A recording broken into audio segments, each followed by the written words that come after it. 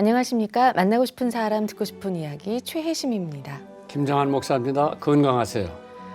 20년 가까이 노력해서 전 세계 사람들에게 최고의 발레리노로 인정을 받게 된 사람이 있었습니다. 훗날 자기 자서전에 유명 발레리노가 되기 위해 노력한 그 20년을 이렇게 기록했다고 합니다. 포기와 시련, 노력, 인내, 그렇지만 다시 일어서기. 짧은 말로 요약했지만 그 뒤에는 무던히도 노력했던 20년의 세월이 고스란히 느껴지는데요. 지금 가장 힘든 시기를 보내고 계신가요? 훗날 이 시간을 의미 있는 문장으로 만들기 위해서는 임마누엘 하나님이 우리와 함께 계심을 잊지 말아야 하겠습니다. 힘든 시기를 참 이겨낸다는 것, 참 자기의 어떤 다스림이 필요할 것 같은데요, 목사님. 하나님 믿는 사람들은 성경에 보니까 하루가 천년 같고 천년이 하루 같다고 그랬기 때문에 하나님한테 맡기면은 그러한 문제는 스스로 해결이 되는데 하나님을 모르는 사람들에게는 어떻게 할 것인가? 네. 사실 우리가 권면할 수 있는 거는 뭐 잠언이라도 읽어서 거기서 지혜를 구하고 사실 인간은 누구나 다 똑같이 대하는 게 많지요. 학교 가야 되고 중학교, 고등학교, 대학 입시 네. 겪는 건 비슷하고 배우자 찾는 거, 직장 찾는 거 이러한 데서 쭉 살면서 나 혼자만 이러한 시련과 고통을 당한다고 생각하면은 괜히 세상이 나한테 비친 거나 같이 생각이 되는데 그래도 하나님을 믿든 안 믿든 그래도 그 성서 같은 데에서 지혜와 묘기를 찾아서 내 인생을 올바르게 살 수 있는 기회 네. 찾아야 될 것 같아요. 예. 그래서 수고하고 무거운 짐진 자들아 다 내게로 오라 내가 너희를 쉬게 하리라. 예수님이 하신 말씀이기 때문에 믿을 수 있죠. 네. 그래서 주님 앞에 나와서 모든 짐을 내려놓고 하나님의 때를 기다리면 될 것 같아요. 예. 내 인생을 올바르게 살 수 있는 기회, 그것이 무엇인지 오늘 또 많이 생각해보는 그런 하루 되셨으면 좋겠습니다. 만나고 싶은 사람, 듣고 싶은 이야기, 오늘 초대 손님은 가정법률 전문 변호사이신 양소영 변호사님을 모십니다. 어서 오십시오. 반갑습니다. 네, 안녕하세요. 네, 저희 극동방송 청취자 여러분께도 인사 말씀 부탁드립니다. 네, 안녕하세요. 양소영 변호사입니다. 제가 방송은 많이 해봤지만 이렇게 극동방송에 출연을 할 거라고는 정말 생각을 못했는데요. 불러주셔서 영광이고 정말 뵙게 돼서 하나님께 감사드립니다. 그리고 목사님 저 불러주셔서 감사합니다. 양 변호사님이 우리 교회에 처음 발을 디뎌놨을 때 네. 나는 모르는 사람인데 아는 사람들이 그렇게 많더라고요. 네. 저 양반이 왜 유명하냐 그러니까 여성 변호사로서 텔레비에도 많이 네. 나오시고 또 변호를 잘해주기 때문에 돈도 많이 번다고 소문이 났더라고. 예, 그래서 그럼 우리가 한번 모셔보자. 뭐 MBC, KBS에 다 나가신다는데 그래 오늘 여기 모셨는데 사실 저희도 뜻밖이죠. 네. 근데 변호사로서 그렇게 유명해진 거는 네. 물론 뭐 미모도 있겠지만은 변호를 어떻게 그렇게 잘하세요? 네. 아무래도 이제 그 공감되는 내용들이 많다 보니까 이제 그런 부분들을 얘기를 들어드리고 또 법원에 전달하고 그런데 좀 그 다른 분보다는 아무래도 조금 호소력이 있는 것 같습니다. 그리고 지금은 이제 뭐 전문화 시대에 맞춰서 가사 전문으로 좀 하다 보니까 그와 관련해서도 또 좀 전문성이 쌓여서 예, 좋은 결과들이 나오고 있는 것 같습니다. 근데 이제 주로 저희가 알기는 이혼 소송을 많이 하신다고 그래요, 변호를. 네네. 근본적으로 사람들이 왜 이혼을 한다고 생각을 하세요? 그 제가 이제 요새 많이 느끼는 것은 사람은 누구나 다 불완전한 존재잖아요. 근데 사실 이상하게 이제 결혼할 때는 그걸 알고 결혼을 하는데 결혼한 이후에는 서로 부족한 점만 보고 사는 것 같은 그런 안타까움이 좀 있습니다. 그러니까 저도 저 스스로를 받아들일 때 제 약점에 대해서 저도 스스로 사랑할 줄 알고 받아들일 줄 알아야 되는데 그게 이제 다른 사람한테 보이고 공격당하면 굉장히 아프잖아요. 근데 특히 이제 배우자가 그걸 공격하면 더 아프고 근데 사랑이란 이름으로 자꾸 기대는 생기니까 상대방에 대해서 그 부족한 점은 더 크게 보이고 변호사님 갈등이, 말이에요. 네. 부부간에 네. 다투지 않을 수는 없죠. 의견 차이가 그렇죠. 있기 때문에 네, 네, 네. 이걸 어떻게 극복하느냐. 네. 농담이라도 남길 수도 있고. 네, 네, 네. 그래서 저는 이제 미국 여자한테 결혼을 했는데 네. 제가 이제 중학교 3학년서부터 미국에서 유학을 했기 때문에 영어를 잘한다고 생각을 했죠. 네. 대학원까지 나왔으니까. 또 한국 사람들이 볼 때 영어 잘한다고 느낄 거예요. 네, 네. 근데 우리 사람 눈에는 안 차는 거야. 이제 자꾸 문법을 바꿔 쓰고 네, 뭐 네, 그러니까 네, 네. 왜 킹 제임스, 이제 킹 제임스라는 건 영국 제임스 왕자를 의미하는 왕을 네. 그 사람의 영어를 왜 그렇게 난도질을 하느냐. 네, 네, 나한테 네, 내가 농담으로 당신 한국말을 세종대왕 왜 한글을 이렇게 난도질을 하느냐. 그러면 할 얘기가 없지. 네, 네. 자기도 완벽하게 한국말을 못 하잖아요. 네, 미국 사람이니까. 그걸 이해해 줘야 되는데 나는 그냥 농담으로 세종대왕 한글을 왜 이렇게 난도질을 하냐. 네, 네, 네. 또 예를 들어 배탈 났다고 하는 것을 배털 났다고 그러거든. 네. 그러면은 이제 그래도 내가 지적을 하면 미안하죠. 네, 네, 네. 그거 이 뜻이다 가르쳐 주면 마찬가지로 내가 영어를 조금 문법적으로 잘못했다고 자꾸 핀잔을 주면은 그렇죠. 내가 네.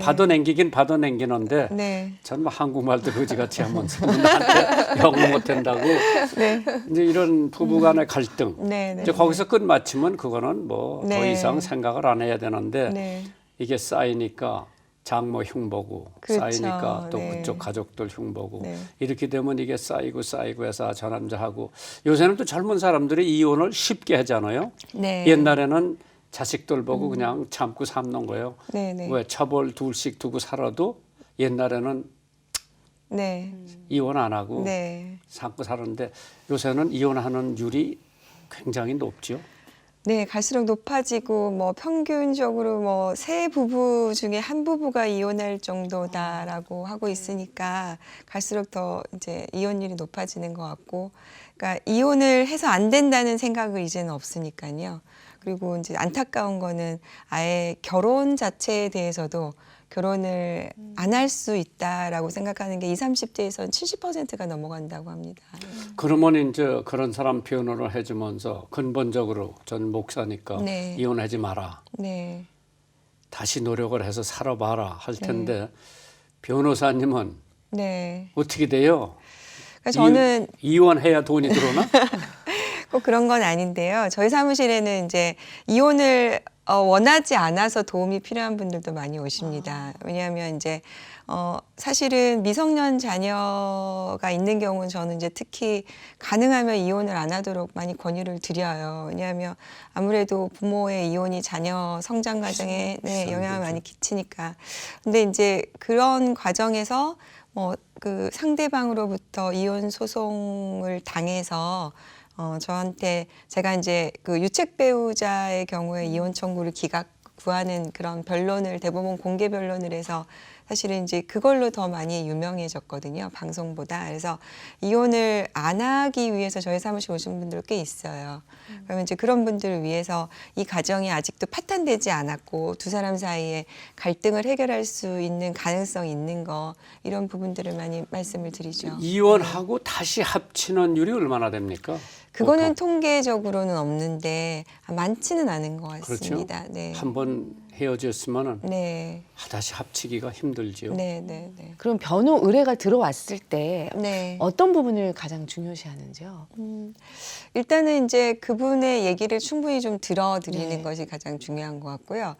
저도 가끔 이제 상담을 하다 보면 제 기준에 좀 못 미치거나 뭐 이 정도는 좀 참을 수 있을 것 같은데 좀 못 참으시거나 하면은 저도 모르는 사이에 막 그분을 혼내고 있을 때가 가끔 있어요. 그러면 이제 저도 많이 반성을 하죠. 근데 가장 중요한 거는 그분이 왜 힘들고 아픈지를 먼저 들어주고 공감하고 그러고 난 다음에 그거는 그렇기는 하지만 다른 사람 입장에서 생각을 해보면 또 이렇게 생각할 수도 있지 않겠나. 뭐 그런 부분들을 좀 많이 상담을 드리려고 노력을 합니다. 그러면 이제 어떤 분들은 자기가 깨닫지 못했던 것, 아, 그렇게 생각할 수도 있겠네요. 뭐 남편 입장에서 부인 입장에서 아, 그럴 수도 있겠네요. 이제 그런 뭐 본인이 생각하지 못했던 배우자의 열등감, 뭐 배우자의 마음 이런 부분들에 대해서 좀 설명을 드리면 이제 그걸로 인해서 좀 갈등을 해결하고 가시는 분들도 있고요. 결국에는 이제 참을 만큼 다 노력을 해봤는데 안 되더라 이렇게 얘기를 하시면은 이제 뭐 그 원하는 이제 리드를 또 소송해서 결과를 내도록 이렇게 해야 되겠죠. 근데 이제 여러 가지가 있을 텐데요. 예를 들어 이혼의 사유에 제일 많은 부분이 경제입니까? 이성입니까? 뭐에 제일 많은 부분이 어떤 부분이라고 생각하세요? 사실은 이제 솔직히 말씀을 드리면 경제적인 이슈가 빠진 케이스는 없는 것 같습니다. 그러니까 아무래도 갈등이나 뭐 배우자의 부정행위 이런 것들이 있어도 경제적으로 조금 여유가 있으면 또 참아낼 수 있는데 경제적으로 여유도 없는데 그런 일까지 발생하면 이제 정말 참기가 힘들죠. 그래서 저희가 통계치로 보면 남편 연봉이 1,000만 원 이상이면 이혼율이 준다. 네, 뭐 그런 통계도 있거든요. 그런 거 보면은 아무래도 경제적인 이유가 대부분은 끼어 있다고 보여집니다. 그렇죠. 네. 그러고 이제 이혼을 하기로 결심을 한다. 그러면 이제 제가 느끼는 건 이제 목회자로서 네. 자녀를 누가 키우느냐. 이제 네, 이게 네, 굉장히 네. 중요한 이슈가 되겠죠. 네. 근데 그래서- 미국에는 네. 재판을 받으면은 엄마 쪽으로 키우라고 하는 게 대부분 판결이 그렇게 나더라고요. 네, 네, 네. 아버지보다는 엄마가 자녀들, 특별히 어린애들서부터는 엄마가 잘 키우고 네. 양육비를 주라고 하는 게 네, 법적으로 네, 네. 못을 박아놓죠. 네, 네. 그런데 한국은 양육비 주라고 그래도 남편들이 잘 안 주는 경우가 지금 그러니까 양육비를 한 80% 정도 못 받고 있다고 하고요. 네. 전에는 이제 양육비를 받는 것조차도 생각을 못 하신 분들이 많았고 지금은 이제 양육비에 대해서 지급해야 된다는 거를 이제는 어느 정도 법적으로는 인식이 확산이 되어 있기는 한데 배우자에 대한 미움 때문에 양육비를 안 주려고 회피하고 심지어는 다니던 직장도 막 그만두고 사업체도 다른 사람 명의로 옮겨버리고 제가 얼마 전에 케이스가 있었는데 화물차 운전하시던 분이 화물차도 운전 안 하고 새로 생긴 이제 그 여자친구겠죠? 뭐 새로 생긴 배우자 명의로 전부 다 바꿔버리고 이런 경우가 발생하고 있어서 이제 저도 그래서 이제 여기에 좀 관심이 좀 많아서 최근에 이제 양육비 이행 지원 센터를 만들었어요. 그리고 이제 못 받는 분들을 위해서 저도 조금 이렇게 돈을 벌었으니까 네, 좀 도움을 드려야 될 것 같아서 네. 기금을 좀 마련을 해서 양육비 못 받으신 분들 좀 도와드리려고 준비하고 있습니다. 네. 그 변호사님 뵈니까 뭐 지금도 미인이지만은 젊어서는 남자 눈에 확 띌 것 같은데요. 아직 네. 신랑을 어디서 만나셨어요? 아, 네. 저는 그 연수원 동기가 형을 소개시켜 줬습니다. 네. 연수원. 네. 그러니까 이제 법률하는 사람들이 다니는 연수원. 네네네. 사법시험 합격하면 다니는 사법연수원에서 저희 연수원 동기가 이제 검찰 시보를 같이 했는데요. 이렇게 친해져가지고 얘기를 하다가 저보고 노처녀라고 그래서 형을 소개시켜줘서 그렇게 만나게 됐습니다. 근데 네. 그 만나고 난 다음에 아, 이 양반 직종이 이런 거다. 내가 시집 잘 왔다, 잘못 왔다. 네. 생각해 본 적은 없어요? 사실은 이제 저희 남편이 공무원이다 보니까 저도 이제 원래는 검사가 좀 되고 싶었거든요. 그런데 둘 다 공무원이니까 검사도 여기저기 왔다 갔다 해야 되고 남편도 그래야 되고 하면은 이제 자녀 부부가 교육이, 예. 자녀도 제대로 못 키우고 계속 주말 부부를 해야 되고 그래서 이제 검찰 가는 거 포기하고 사실은 이제 변호사를 해야 되겠다. 뭐 다행히 지금 저랑 적성이 잘 맞아서 좋은데 그때 이제 처음으로 이게 공무원하고 결혼하니까 이게 안 좋은 점이었구나 생각이 들고 아무래도 이제 공무원하고 결혼을 해서 같이 살다 보니까 조심해야 될 부분들도 많고 신경을 좀 많이 써야 되고 또 돈을 많이 못 버니까 제가 돈을 더 많이 벌어야 되고 이런 점은 좀 네, 있었습니다. 네. 그럼 이제 자녀는 네. 딸만 딸 둘에 아들 하나 셋입니다. 네. 글쎄 3남매. 네. 그런데 엄마가 변호사님 하시면서 바쁠 텐데 자녀들 또 진학 문제를 놓고 적지 않은 시간 할애를 해주시는 것 같은데 네. 왜 그렇게 해야 돼요? 좋은 대학 보내야. 아, 네. 저는 이제 기본적으로 공부는 뭐 머리가 좋아서 뭐 이렇게 하고 이런 게 아니라 성실함을 이렇게 볼 수 있는 하나의 지표라고 생각을 하거든요. 그래서 이제 애들이 그것을 놓치지 않고 성실하게 할 수 있는 부분은 좀 신경을 많이 쓰고 또 공부를 하다 보면은 뭐 아이들이 저희 애들 같은 경우에는 또 욕심을 내고 하니까 또 뒷받침을 좀 해주는 것이 부모 역할이고 해서 네, 근데 신경을 쓰- 따님이 네. 미션 학교를 다니니까 네, 네, 믿음이 네. 그렇게 좋다면요? 네.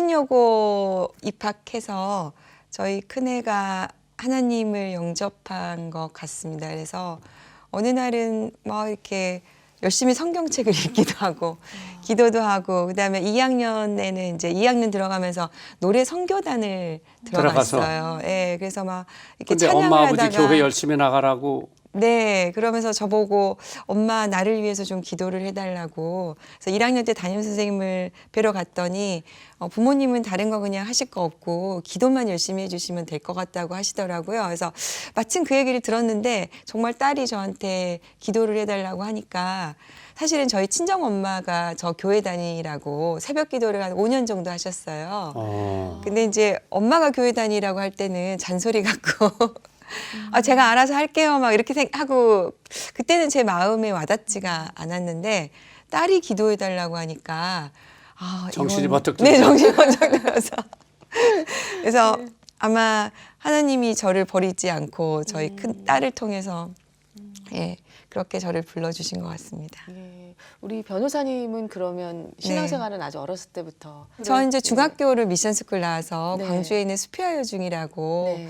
거길 나왔는데 제가 2학년 때 종교부장도 했어요. 막 그래서 전교생 앞에서 교회도 기도도 하고 막 그랬는데 그러고 나서 또 이렇게 약간 냉담됐다가 대학 때 또 이대를 나왔기 때문에 또 저희도 이제 예배 채플 드리고 그렇게 했는데 그때만 잠깐 그렇지 사실은 제가 막 이렇게 열심히 믿음 생활을 하지는 못했던 것 같아요.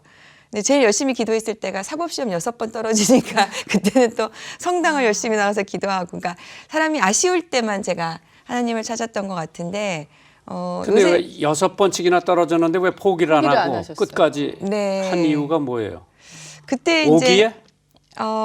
그때 이제 6번 떨어지니까 저희 엄마가 이제 포기하고 시집이나 가자 그러시더라고요. 근데 저는 그때까지만 해도 제가 직장을 안 다니고 엄마가 이제 일을 하셨기 때문에 그냥 당연히 저도 직장 생활을 하고 뭔가 사회에서 일을 할 거다, 워킹우먼이 될 거다 생각을 했는데 사법시험 떨어지고 나니까 엄마가 시집이나 가자고 하니까 안 되겠다. 이제 정말 열심히 해야 되겠다 해서 발등에 불이 떨어져서 예, 공부 열심히 해서 붙은 것 같습니다. 붙이고 네. 스페어 여고를 내가 가서 부흥회를 했거든요. 아, 네네. 옛날에. 네. 오래됐죠. 네. 그런데 거기 아이들이 좀 활발해요. 네. 다른 여고 애들보다. 네. 왜냐 같으면 아마 미션 스쿨이고 선교애들 영향을 많이 받은 것 같은데 그 옛날에 스페어 여고하고 뭐 정신여고, 이화여고 뭐 정말 미션 학교에서 네. 신앙생활도 하고 아마 부흥회도 많이 참석하셨을 거예요. 네. 근데 와서 닿는 게 그때는 없었고 네, 네. 그냥 그러다가 이제 큰 딸이 엄마 나 기도해달라. 네. 그러고 남편도 네, 별로 네. 믿음 생활이 없었죠. 네.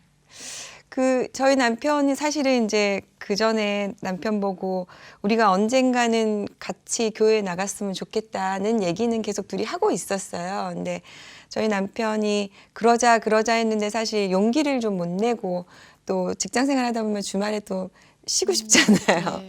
그래서 이제 좀 게으름을 피웠던 건데 저는 이제 아무래도 저희 친정 엄마가 그 저를 위해서 5년 동안 새벽 기도를 하시면서 그런 얘기를 많이 하시더라고요. 사람마다 시간표가 있다. 그래서 그때가 올 거다.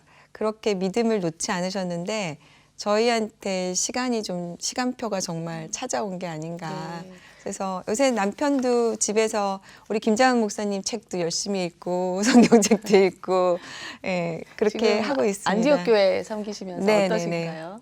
너무 좋고요. 네. 저는 무엇보다도 목사님 설교 말씀을 듣고 나면 제가 진짜 은혜 받는 게 느껴져서 네. 사실은 그것 때문에 가게 되는 것 같습니다. 서울에서 네. 이제 수원까지 막 온다고 하시는데 가는 시간이 그렇게 멀게 느껴지지 않고 네. 그래서 저희 딸도 엄마 이렇게 제가 한 2주 정도 애들 학원 때문에 못 가고 그러면 요번에는 좀 가야 되겠다 엄마가 그러면 다녀오라고. 예, 저희 큰애도 이제 목사님 말씀 듣고 많이 좋아서 네. 예, 그렇게 큐티책을 항상 읽고 계시다고 들었어요. 네. 예, 최근에 또 감명 깊게 읽은 내용이 있다고 네, 나눠주시면 좋겠어요. 목사님 큐티 말씀 이제 읽다가 그 영국의 칸나 할아버지 얘기가 있더라고요. 그래서 굴뚝 청소 보셨는데 그러면 뭐 돈도 얼마 없고 빼고 가난할 거 아니에요. 그런데 자기가 번 돈을 전부 다 칸나 꽃씨를 사서 뿌려서 지금은 이제 그게 전부 뭐 유럽에서 유명한 5대 축제 중에 하나가 됐을 정도로 많이 심으셨다는데 평생을 그렇게 하셨대요. 그래서 그 할아버지는 자기 스스로는 가난해서 가장 불쌍한 영국인들 20명 중에 한 명에 선정될 정도로 그런 분이었는데 모든 것을 내어서 그렇게 사셨다는 걸 들으면서 제가 저한테 그날 이렇게 막 이렇게 와닿았던 것 같아요. 그 얘기가. 그래서 제가 평소에 좀 나누고 싶었던 거를 이제 정말 저도 시작을 해야 되겠다. 칸나 꽃씨를 뿌리는 마음으로. 그래서 처음부터 거창하게 시작하는 게 정말 아니구나. 작게 시작해서 끝까지 할 수만 있으면 좋겠다. 뭐 이렇게 해서 저도 얼마 전에 이제 칸나 기금, 그 칸나 있고 제가 영감을 받아서 칸나 기금을 좀 마련을 해서 네. 예, 양육비 못 받는 분들을 위해서 이제 조금 나눔을 하려고 네, 생각을 실행에 하고 곧바로 있습니다. 옮기셨네요. 네. 네. 만나고 싶은 사람 듣고 싶은 이야기 함께하고 계십니다. 청취자 사연이 도착되어 있는데요. 함께 나누도록 하겠습니다. 샬롬, 극동방송의 하나님의 사랑과 긍휼이 함께 하시기를 소망합니다. 목사님, 요즘 저출산 시대라 위기라 하지만 저는 이번에 넷째를 출산했습니다. 넷째를 원해서 출산한 건 아니고요. 주님께서 저의 가정에 네 아이를 보내주셔서 고령이지만 마음 단단히 먹고 출산해서 양육하고 있습니다. 초등학교 2명, 유치원생 1명, 갓난아이 1명. 이 아이들을 보고 있노라면 하루가 어떻게 지나가는지 모를 정도로 하루가 참 짧습니다. 목사님, 많아야 2명, 1명 정도 아이를 낳는 이 시대에 아이 넷 엄마라고 하면 안쓰러운 눈빛으로 보는 분들이 참 많은데요. 이 시대에 위대한 일을 감당하고 있는 것이라고 격려의 메시지를 부탁드립니다. 이 아이들을 주님의 사랑으로 든든한 주님의 제자로 세우는 것이 저의 기도 제목인데요. 목사님 응원해 주세요. 극동방송 사랑합니다. 좋은 방송 많이 들려주세요. 인천에서 김집사 올림. 애가 넷. 네. 우리 큰애가 애를 넷을 며느리가 낳는데 너 왜 그렇게 애 많이 낳냐? 아버지 내가 개척 기회를 하려니까 교인을 빨리 늘려야 되니까 나부터 애를 많이 낳아야 된다고 넷을 낳았어요. 네. 근데 그 교회 젊은 사람들이 셋, 넷은 보통이더라고. 그렇게 아마 목사가 모범을 보여주니까 부지런히 낳는 것 같아요. 근데 지금은 이제 애를 많이 낳아야 애국자라고 그러잖아요. 왜? 2080년도면 우리나라 인구가 절반으로 줄고 조금 더 있으면 대한민국이라고 하는 존재가 없어진다고 하는 얘기가 나오는데 응원해드려야죠. 애 넷 낳는데 5 낳을 수 있으면 하나 더 낳으세요. 네, 기도 많이 해드릴게요. 또 옛날에 우리 부모님들이 자기 먹고 살 건 가지고 태어났다고 그러더라고요. 네. 예, 그래서 잘 키워서 그 수센나 웨슬리는 19명을 낳아가지고 그 중에 2명은 찰스 존 웨슬리 영국을 뒤집어 놨고 감리교를 창설한 사람인데 우리 집사님 애들도 큰 인물이 되기 기도할게요. 아멘. 네, 오늘 사연 채택되신 우리 집사님께 준비한 선물 보내드리겠습니다. 이 시간 방송 들으시고 함께 나누고 싶은 사연 있으신 분들은 인터넷으로 참여해 주십시오. www.febc.net 극동방송 홈페이지 들어오셔서 만나고 싶은 사람, 듣고 싶은 이야기 게시판에 사연 남겨주시면 됩니다.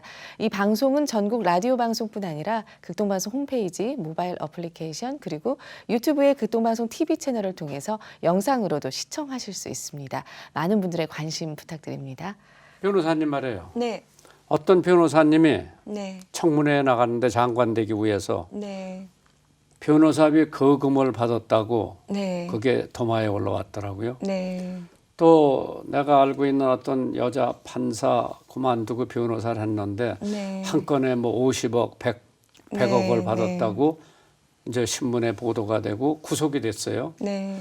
변호사비가 왜 그렇게 들쑥달쑥해요? 그 부분은 저희가 아무래도 이제 국민들이 사회적으로 공감을 못 받으실 것 같아요. 일정 정도의 그 적정한 수임료라는 기준이 그 사회에서 인식하고 있는 그 전관에 대한 예우 뭐 이런 것들을 기대하고 있는 좀 그릇된 기대 때문에 돈을 그렇게 지급하는 거라서 그 부분에 대해서는 저는 이제 좀 수정되어야 하는 부분이라고 생각을 합니다. 예. 그래서 예를 들어 내가 돈은 암만이라도 줄 테니까 네. 이 케이스를 이겨달라고 그런 사람이 찾아오면 양 변호사님은 돌려보내요? 수임을 해요? 아, 저는 이제 그 가끔 그런 분들이 계세요. 그 이겨만 주면 이긴 거 다 주겠다 이런 분들 진짜 있으신데요. 저는 그러실 필요 없고 저는 제가 받는 기준이 있으니까 그것만 주시면 된다. 뭐 그렇게까지 굳이 하실 필요는 없다라고 해서 이렇게 하고 있고요. 근데 대부분 네. 이기기를 바라는데 친원수도 있죠. 네, 그렇죠. 네.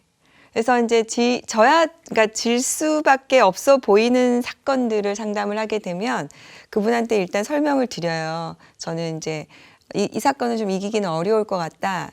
그런데 이제 그런 사건을 하려면 그런데 또 변호사 비용이 들고 시간이 들고 되게 힘든데 그럼에도 불구하고 하겠느냐. 그리고 또 하나는 이렇게 질 수밖에 없는데 소송을 할 수밖에 없는 상황도 있거든요. 그러면 이제 그런 상황에서는 질 수밖에 없지만 예를 들어서 10을 져야 한다면 내가 열심히 해서 한 8, 9 정도만 지도록 해보겠다. 그러면 이제 10%, 20% 정도 이기는 걸로 설명을 드려서 최대한 한번 해보겠다. 이제 그렇게라도 하시겠냐 이렇게 설명을 드리죠.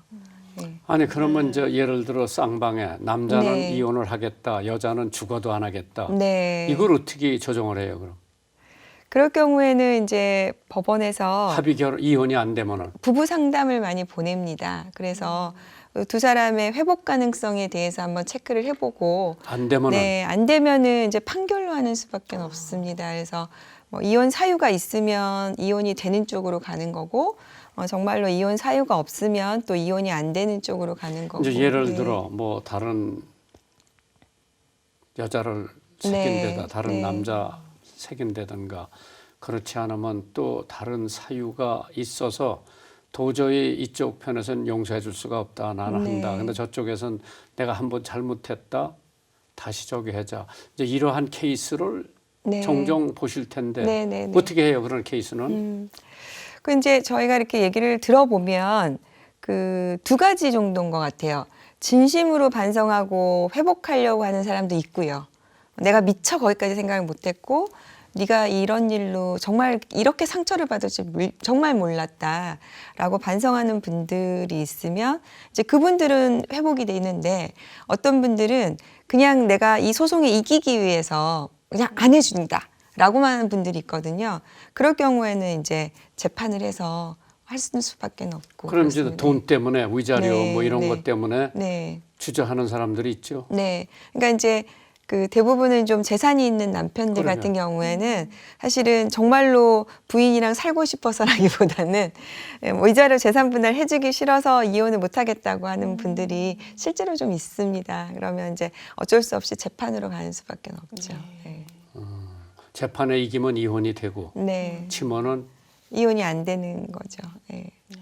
그러면 이혼이 안 되고 같이 살 수는 없으면 어떻게 돼요? 그래서 이제 그 외국 같은 경우에는 특히 이제 최근에 대부분 세계적으로 추세는 판결로 아무리 이혼을 안 시켜놔도 이혼 결국 합해지진 않지 않느냐.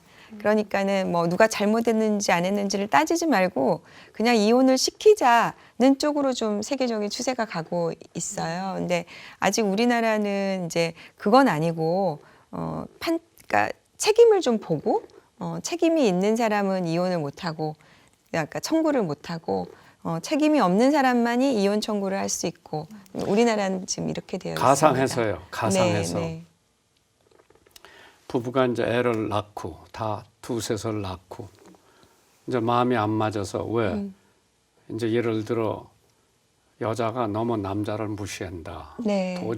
도저히 견딜 수가 없다. 네. 그동안에 이제 별거 생활을 하다가 여자를 하나 만났어. 네. 이제 아기도 낳고 아직 이혼한 상태가 아닌데 네. 근데 여자가 이혼을 안 해준다. 네.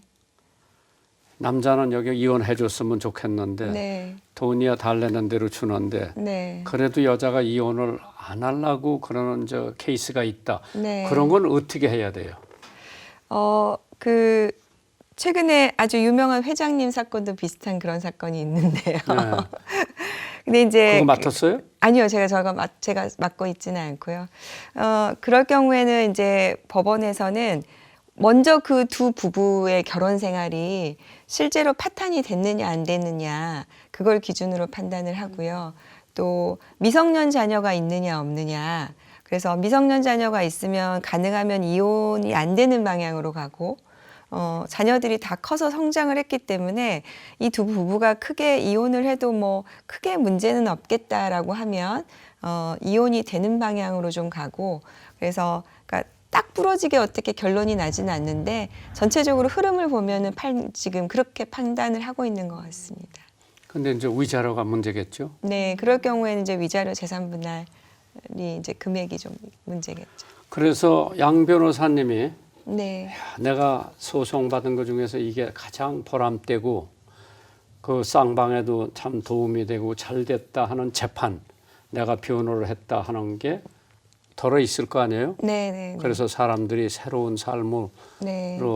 행복하게 산다. 그러한 그 자부심을 가진 사건들이 덜어 있습니까? 저는 이제 사실 제일 보람이 좀 있는 것은 이혼을 하려고 저희 사무실에 왔다가 저랑 얘기를 하고 한 1년 정도 후에 다시 한번 저희 사무실에 왔어요. 그래서 남성분이 저한테 밥을 사주시겠다고 그래서 이제 얘기를 들어봤더니 정말로 이혼을 하려고 왔는데 제가 한 번 더 생각해 보라고 해서 1년 동안 사람을 찾아다니면서 상담사를 찾아다니면서 헤매셨대요. 근데 최근에 어떤 상담사를 만나서 부부가 대화한다는 것이 무엇인지 얘기를 들었는데 부부가 대화를 한다는 것은 그 얘기를 듣고 내가 무슨 얘기를 반박할 건가 내가 저 얘기를 가지고 내 논리로 이겨볼 건가 이런 거는 대화가 아니다. 그러니까 상대방 눈을 바라보고 그 사람이 왜 그 얘기를 하는지를 이해하는 게 대화다. 그 얘기를 듣는 순간 자기가 큰 깨달음을 얻었대요. 그래서 내가 그동안 해왔던 거는 대화가 아니었구나. 그래서 눈물을 흘리고 부인하고 이제 서로 화해를 해서 다시 잘 살게 됐다고. 그래서 그런 얘기 들을 때 좀 보람을 느끼고요. 사실 또 재판에서는 저는 이제 2015년에 유책배우자가 그때 한참 기사가 많이 났습니다. 바람 피운 남편도 이혼 청구를 할 수 있는 것이냐 없는 것이냐. 근데 저희 사무실에 사실은 남편들이 막 돈을 잘 벌기 시작하면 그때 바람을 피우잖아요. 그때 이제 부인들을 쫓아내는 경우가 굉장히 많아요. 그런 사건들이 많아서 아직 우리나라는 안 된다. 그래서 바람 피운 남편은 이혼 청구를 할 수 없다 해가지고 공개 변론을 해서 제가 이제 그거를 좀 막았거든요. 아, 그래서 그때 이제 정말 전국에서 전화가 오셨어요. 막 그 제 공개 변론 7분 동안 하는 거를 울면서 봤다. 가정을 지켜줘서 너무 고맙다. 그래서 전국에서 전화가 오셔서 그때 조금 정말로 큰 보람을 좀 느꼈습니다. 예, 2015년에 네. 유책 배우 자, 이혼 이혼 청구 청구 기각 네, 사건으로 네. 아, 네. 이렇게 또 가정 법률 변호사로 전문적으로 활동을 하고 계신 우리 양소영 변호사님 오늘 이렇게 삶의 이야기 또 변호 이야기 여러 가지 또 신앙 이야기 나눠주셔서 너무 감사드리고요. 마지막으로 기도 제목 있으시면 나눠주시고 마치도록 하겠습니다. 네. 얼마 전에 그 정말 목사님에게 은혜 받고 또 저희 큐티책 보면서 느껴서 시작한 칸나 기금이 있는데요. 제가 정말로 그 기금을 계속 낼 수 있게 열심히 일을 해서 일할 수 있을 때까지 일을 해서 많은 분들에게 도움 줄 수 있게 그렇게 기도를 좀 근데 드리고 이 싶습니다. 방송을 듣고 말해요. 네. 아, 나 저 양 변호사 한번 만났으면 좋겠다.